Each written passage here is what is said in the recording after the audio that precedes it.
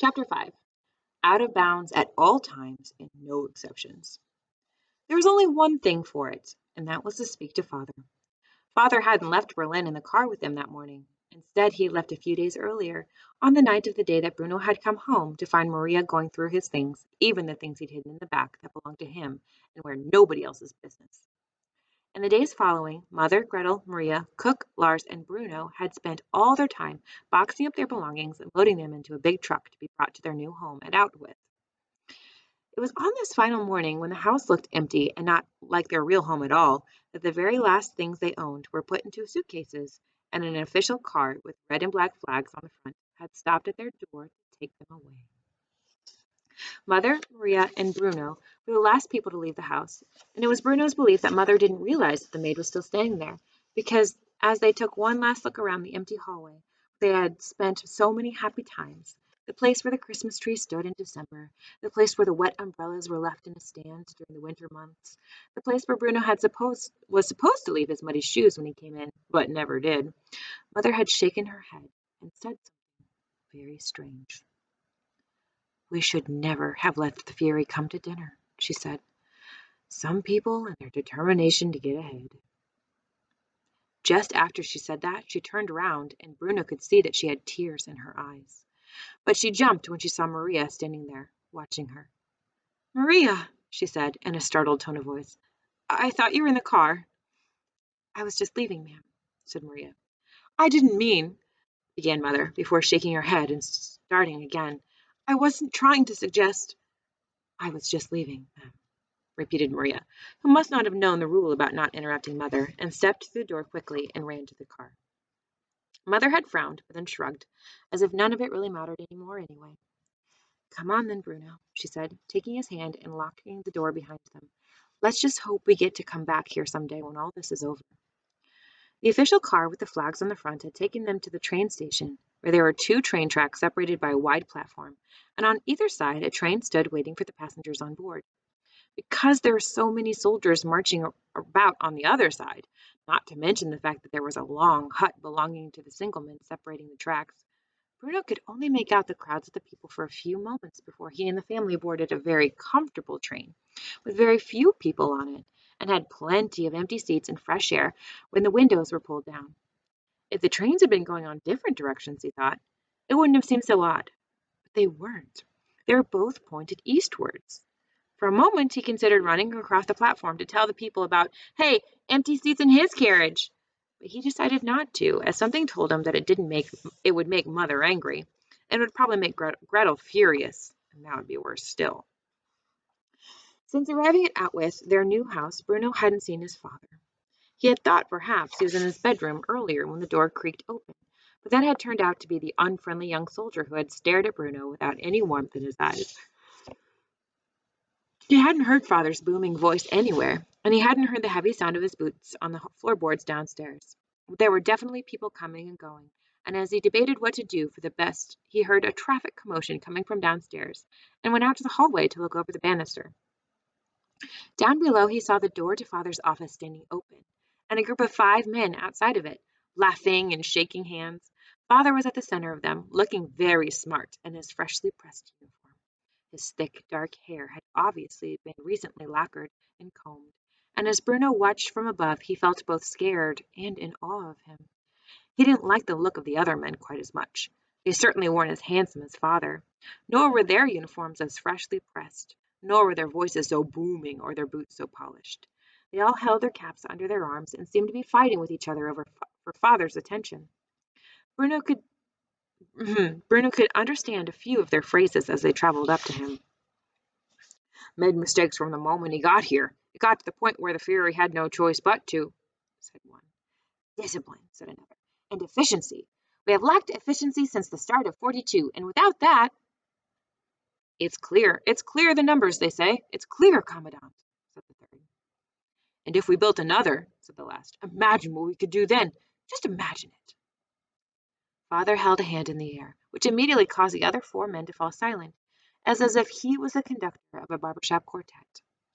"Gentlemen," he said, and this time Bruno could make out every word, because there had never been a man born who was more capable of being heard from one side of the room to the other than Father. Your suggestions and your encouragements are very much appreciated, and the past is in the past. Here we have a fresh beginning, but let the beginning start tomorrow. For now, I'd better help my family settle in, or there will be as much trouble for me in here as is for them out there. You understand?" The men all broke into laughter and shook Father's hand. As they left, they stood in a row together like toy soldiers, and their arms shot out in the same way that Father had taught Bruno to salute. The palms stretched flat, moving out from their chest up into the air and away from them. In a sharp motion, as they cried out two words that Bruno had been taught to say whenever anyone said it to him. Then they left, and Father returned to his office, which was out of bounds at all times and no exceptions. Bruno walked slowly down the stairs and hesitated for a moment outside the door. He felt sad that Father had not come up to say hello to him in the hour or so that he had been here, but it had been explained to him on many occasions just how busy Father was, and that he couldn't be disturbed by silly things like saying hello to him all the time. But the soldier had left now, and he thought it would be all right if he knocked on the door. Back in Berlin, Bruno had been inside Father's office on only a handful of occasions, and it was usually because he had been naughty and needed to have a serious talking to. However, the rule that applied to Father's office in Berlin was one of the most important rules that Bruno had ever learned, and he was not so silly as to think that it would not apply here at Outwith too. But since they had not seen each other in some days, he thought that no one would mind if he knocked now. And so he tapped carefully on the door, twice, and quietly. Perhaps Father didn't hear. Perhaps Bruno didn't knock loudly enough, but no one came to the door. So Bruno knocked again, and did it louder this time. And as he did, he heard the booming voice from inside call out, "Enter!" Bruno turned the door handle and stepped inside, and assumed his customary pose of wide open eyes, mouth in the shape of an O, and arms stretched out by his sides. The rest of the house might have been a little dark and gloomy, and hardly full of possibilities for exploration, but this room was something else. It had a very high ceiling to begin with, and a carpet underfoot that Bruno thought he might sink into. The walls were hardly visible. Instead, they were covered with dark mahogany shelves, all lined with books, like the ones in the library at the house in Berlin. There were enormous windows on the wall facing him, which stretched out into the garden beyond, allowing a comfortable seat to be placed in front of them, and in the center of all of this, seated behind a massive oak desk, was Father himself, who looked up from his papers when Bruno entered and broke into a wide smile. "Bruno," he said, coming around from behind the desk and shaking the boy's hand solidly.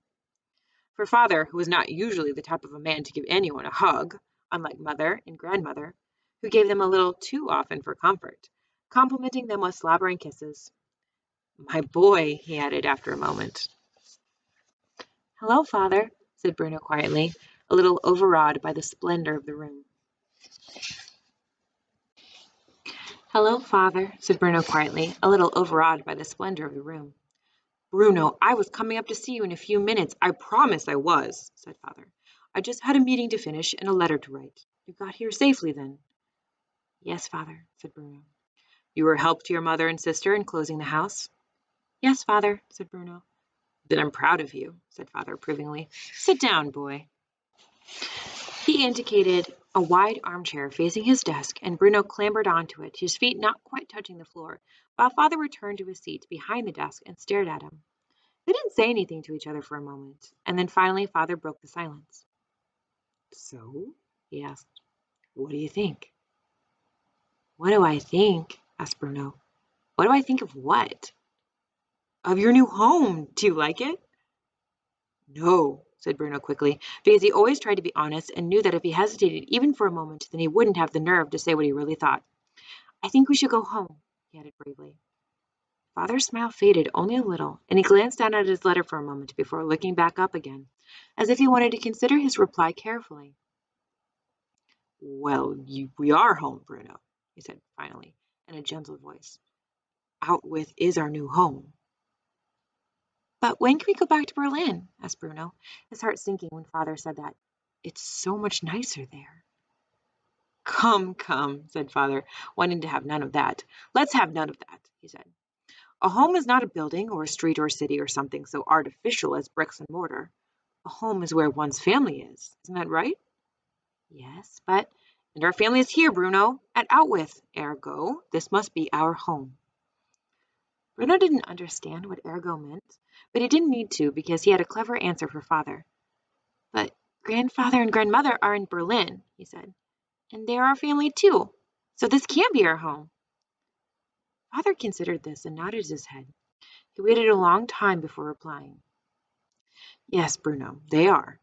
But you and I and Mother and Gretel are the most important people in our family, and this is where we live now, at Outwith. Now don't look so unhappy about it, because Bruno was looking distinctly unhappy about it. You haven't even given it a chance yet. You might like it here. I don't like it here, insisted Bruno. Bruno, Father said in a tired voice. Carl's not here, and Daniel's not here, and Martin's not here, and there are no other houses around us, and no fruit and vegetable stalls, and no streets, and no cafes with tables outside, and no one to push you from pillar to post on a Saturday afternoon. Bruno, sometimes there are things we need to do in life that we don't have a choice in, said Father. And Bruno could tell that he was starting to tire of this conversation. And I'm afraid this is one of them. This is my work, important to our country, important to the Fury. You'll understand that someday. I want to go home, said Bruno. He could feel tears welling up behind his eyes and wanted nothing more than for Father to realize just how awful a place Outwith really was and agree that it was time to leave. You need to realize that you are at home, he said, instead disappointing Bruno. That is it for the foreseeable future. Bruno closed his eyes for a moment. There hadn't been many times in his life where he had been quite so insistent on having his own way, and he had certainly never gone to Father with quite so much desire for him to change his mind about something. But the idea of staying here, the idea of having to live in such a horrible place where there was no one at all to play with, was too much for him to think about. When he opened his eyes again, a moment later, Father stepped around from behind his desk and settled himself in an armchair beside him. Bruno watched as he opened a silver case and took out a cigarette and tapped it on the desk before lighting it. I remember when I was a child, said Father. There were certain things that I didn't want to do, but when my father said that it would be better for everyone if I did them, I just put my best foot forward and got on with them. What kind of things? Asked Bruno. Oh, I don't know, said Father, shrugging his shoulders. It's neither here nor there anyway. I was just a child and didn't know what was for best. Sometimes, for example, I didn't want to stay at home and finish my schoolwork. I wanted to be out on the streets, playing with my friends just like you do.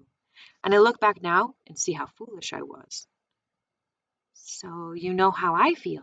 Asked Bruno hopefully. Yes, but I also knew that my father, your grandfather, knew what was best for me, and that I always was happiest when I just accepted that. Do you think that I would have made such a success in my life if I hadn't learned when to argue and when to keep my mouth shut and follow orders? Well, Bruno, do you? Bruno looked around. His gaze landed on the window in the corner of the room, and through it he could see the awful landscape behind. Did you do something wrong? He asked after a moment. Something that made the Fury angry? Me? Asked Father, looking at him in surprise. What do you mean? Did you do something bad in work? I know that everyone says that you're an important man and that the Fury has big things in mind for you, but he'd hardly send you to a place like this if you hadn't done something that he wanted to punish you for. Father laughed, which upset Bruno even more. There was nothing that made him more angry than when a grown-up laughed at him for not knowing something, especially when he was trying to find out what the answer was by asking questions. You don't understand the significance of such a position, Father said. Well, I don't think you can't be very good at your job if it means we all have to move away from a very nice home and our friends and come to a horrible place like this. I think you must have done something wrong, and you should go and apologize to the Fury, and maybe that will be the end of it. Maybe he'll forgive you, and if you're very sincere about it. The words were out before he could really think about whether they were sensible or not. Once he heard them floating in the air, it didn't seem like entirely the kind of things he should be saying to Father, but there they were, already said, and not a thing he could do to take them back. Bruno swallowed nervously, and after a few moments of silence, glanced back at Father, who was staring at him, stony-faced. Bruno licked his lips and looked away. He felt it would be a bad idea to hold Father's eyes. After a few silent and uncomfortable minutes, Father stood up slowly from the seat beside him and walked back behind the desk, laying a cigarette on an ashtray. "I wonder if you're being very brave," he said quietly after a moment, as if he was debating the matter in his head, "rather than merely disrespectful. Perhaps that's not such a bad thing." "I didn't mean—" "But you will be quiet now," said Father, raising his voice and interrupting him because none of the rules of normal family life ever applied to him. "I've been very considerate of your feelings here, Bruno, because I know that this move is difficult for you, and I've listened to what you have to say, even though your youth and inexperience force you to phrase things in an insolent manner. And you'll notice that I have not reacted to any of this. But the moment has come when you will simply have to accept that—" "I don't want to accept it!" shouted Bruno, blinking in surprise because he hadn't known he was going to shout out loud. In fact, it came as a complete surprise to him. He tensed slightly and got ready to make a run for it if necessary. But nothing seemed to be making Father angry today, and if Bruno was honest with himself, he would have admitted that Father rarely became angry. He became quiet and distant, and always had his way in the end anyway. And rather than shouting at him or chasing him around the house, he simply shook his head and indicated that their debate was at the end. "Go to your room, Bruno," he said, in such a quiet voice that Bruno knew that he'd meant business now. So he stood up, tears of frustration forming in his eyes. He walked towards the door, but before opening it, he turned around and asked one final question. "Father," he began. "Bruno, I'm not going to—" began Father irritably. "It's not about that," Bruno said quickly. "I just have one other question." Father sighed, but indicated that he should ask it, and then that would be the end to the matter and no arguments. Bruno thought about his question, wanting to phrase it exactly right this time, just in case it came out as being rude or uncooperative. "Who are all those people outside?" he asked finally. Father tilted his head to the left, looking a little confused by the question. "Soldiers, Bruno," he said, "and secretaries, staff workers. You've seen them all before, of course." "No, not them," said Bruno. "The people I see from my window, in the huts in the distance. They're all dressed the same." "Ah, those people," said Father, nodding his head and smiling slightly. "Those people. Well, they're not people at all, Bruno." Bruno frowned. Frowned? "They're not?" he asked, unsure what Father meant by that. "Well, at least not as what we understand the term," Father continued. "But you shouldn't be worrying about them right now. They're nothing to do with you. You have nothing whatsoever in common with them. Just settle into your new home and be good. That's all I ask.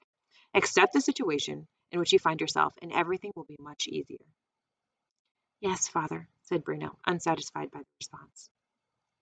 He opened the door, and Father called him back for a moment, standing up and raising an eyebrow as if he'd forgotten something. Bruno remembered that moment his father made the signal and said the phrase and imitated him exactly. He pushed his 2 feet together, shot his right arm into the air before clicking his 2 heels together and saying in a deep and clear voice as possible, as much like Father's as he could manage, the words he had said every time he left a soldier's presence. "Heil Hitler," he said, which he presumed was another way of saying, "Well, goodbye for now and have a pleasant afternoon."